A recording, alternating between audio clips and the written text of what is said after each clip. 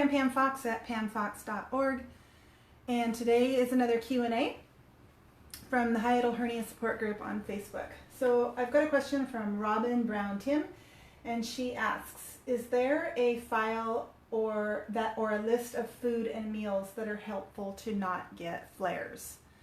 So first of all, if you do not already belong to the Hiatal Hernia Support Group here on Facebook, make sure you go over and ask to join. If you have a hiatal hernia, if you have GERD, LPR, it's a great place to get support, to ask questions, to go into the search function and see what other people have already been talking about and so forth. So I like to come in here about once a week and just answer some of your questions. And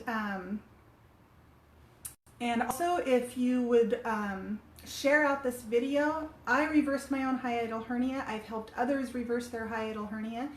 And this is a condition that is very rampant throughout the country and the world. And so if I can get this information out to people and more people can see it, and if I can convince people to give it a chance, we might be able to help people overcome what I consider needless suffering due to hiatal hernias, which are reversible, even though your doctor might say that they are not reversible naturally. They are reversible naturally. So, Robin, I'm really glad to hear that you are thinking about food.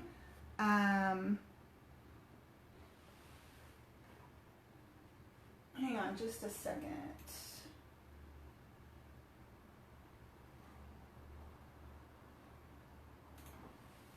Sorry. Okay, so Robin, I'm really glad to hear that you're thinking about food and that you're making that connection, that this is a gastric condition. It's a digestive condition, and so we have to take into account what we're putting in our body, what we're eating, what we're consuming. And so what I recommend in my protocol is definitely that you do pay attention to what you're eating. However, and I'm going to talk more about that,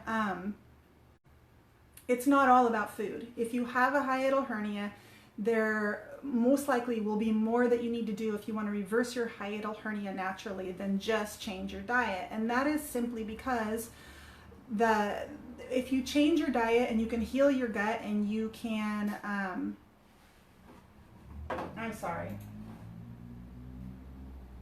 and you can heal your gut and you can eliminate inflammation within the gut, then you will be well on your way to reversing your hiatal hernia with that foundation of healing the gut and eliminating inflammation.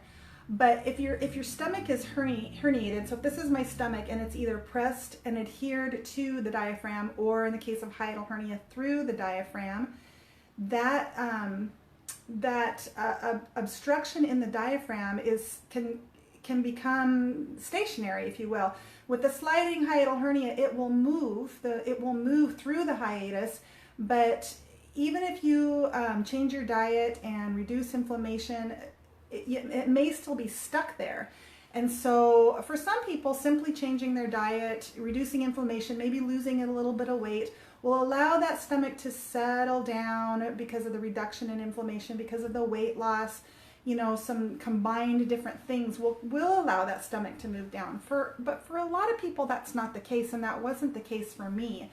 So what I'm trying to say is that while diet was foundational and necessary to my recovery, it wasn't everything. I needed to also learn how to move my stomach down, and I needed to learn how to strengthen my hiatus, which is what I now teach in my online course, Reversing Your Hiatal Hernia Naturally.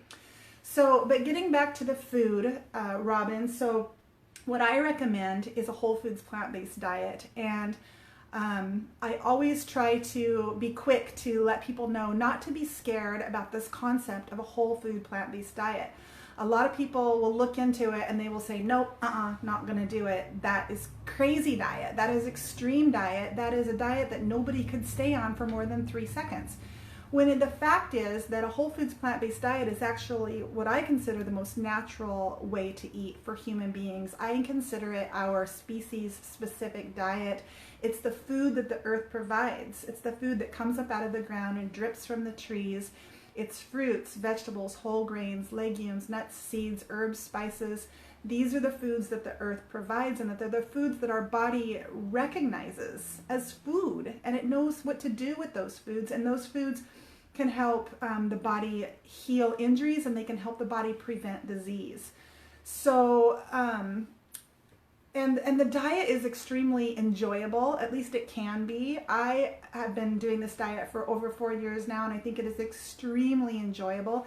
You just need to learn how to cook and prepare and order foods that you like in a way that you love. And in time, there is definitely a transition period, but in time, your palate will reset and it will begin to really appreciate the flavors in whole plant foods.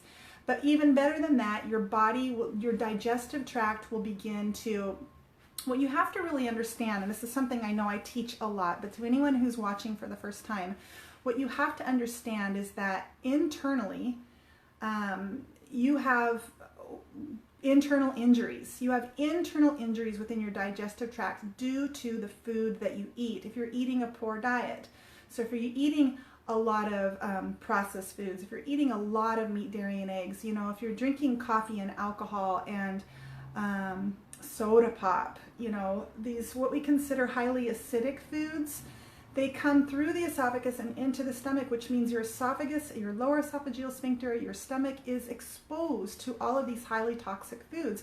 And maybe one meal's not that big of a deal, but 3 meals a day, 7 days a week, month after month, year after year, eventually there is a breaking point and you begin to get internal injuries. And not only do you have internal injuries, but you have repetitive internal injuries, where these injuries cannot heal because you're continuing to put in that food that's causing the damage. And so then, of course, we have inflammation, chronic inflammation, which is just another fancy term for ongoing inflammation that cannot heal. Why? Because we're continuing to injure the tissues with the bad food.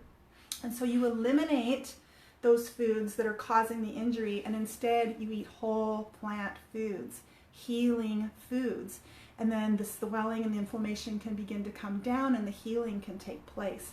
So yes, Robin, this is very foundational, and there's tons of resources. There's tons of resources for you if this is an avenue that you want to pursue and look into. A couple of things that you can check out that are free and that you can start today are, one, Dr. John McDougall's website. He has a ton of free resources on his site. He has a lot of paid resources as well, but he has a ton of free resources to help to teach you how to effectively and successfully be on a plant-based diet. Lots of recipes, lots of education and information. Also, I shut it down, but there's a website called the Vegan 22 Challenge. I believe that's what it's called, www.vegan22challenge, and it's a 22-day plant-based challenge, and there's a lot of free content on there as well, education, recipes, and so forth. Forks Over Knives is great. You can check out their website. They have free and paid resources there. The Physicians Committee for Responsible Medicine is wonderful. Again, tons of great resources on these sites. And there are many, many others. There are many, many others. You could hire a health coach and you could work one-on-one with somebody who helps people transition to plant-based nutrition. There are a lot of resources. But I suggest if you do go on a plant-based diet that you make sure that you have support. So find a Facebook group where there are other people that are doing plant-based eating and join that so that you can ask questions, you can post pictures, you can get inspiration from other people. That's really, really key. But beyond diet, what I teach in my course is I give diet, just like I did just now. I give diet suggestions for plant-based nutrition and different resources. I teach a lot about anatomy in the course, but the real value in my course is where I teach you how to identify and address what caused your hiatal hernia in the first place. Because if you're trying to reverse your hiatal hernia, but whatever caused it is still existing, in other words, maybe it was just one thing. Maybe you have really bad posture, and from being slumped over your whole life, you've pushed your stomach up into your diaphragm. And so if you continue with bad posture and you're trying to reverse your hiatal hernia naturally with my exercises and protocols and changing your diet, then you're not doing all that you can because you haven't addressed what caused it in the first place. for most people, there's usually a number of things that are contributing to that hiatal hernia. And so I teach you what these things are, and you can kind of figure out, oh, that's probably me. I do that, or I've done this my whole life, or yeah, that's me. And you can see this variety of contributing factors that are creating and pushing your stomach up, pushing it up. Your stomach doesn't just go up for no reason. It's internal pressure that's pushing it up. And I think I have 14 different things on my course that help you understand what has caused your hiatal hernia, so you can address those things, because many of them we do have control over. Posture is a really good example. We have control over our posture. How tightly we pull in our abdominal muscles, or how relaxed our abdominal muscles. We have control over that. Are we constipated all of the time? We have control over that. We can change our diet and eliminate constipation. So there are a lot of things that we can do holistically to support that healing. And then, the main thing people buy my course for is the exercise tutorials. I have several tutorials in there, some short, some long, but they're all kind of basically the same groups of exercises that teach you how to master moving your stomach down and out of the herniated position, and teach you how to strengthen your diaphragm with very specific, what I call hiatal hernia specific exercises. It's basically simple, relaxing breath work, but you have to do it very specifically, because if you're doing traditional breath work for strengthening your diaphragm, it actually puts pressure on your stomach and can cause that stomach to herniate deeper. So we want to do the exercises in a very specific way that strengthens the diaphragm while moving the stomach down, not up. And that's it. So if you would like to find out more about my course, you can go over to my website, pamfox.org, to learn all about it. Thank you so much for watching.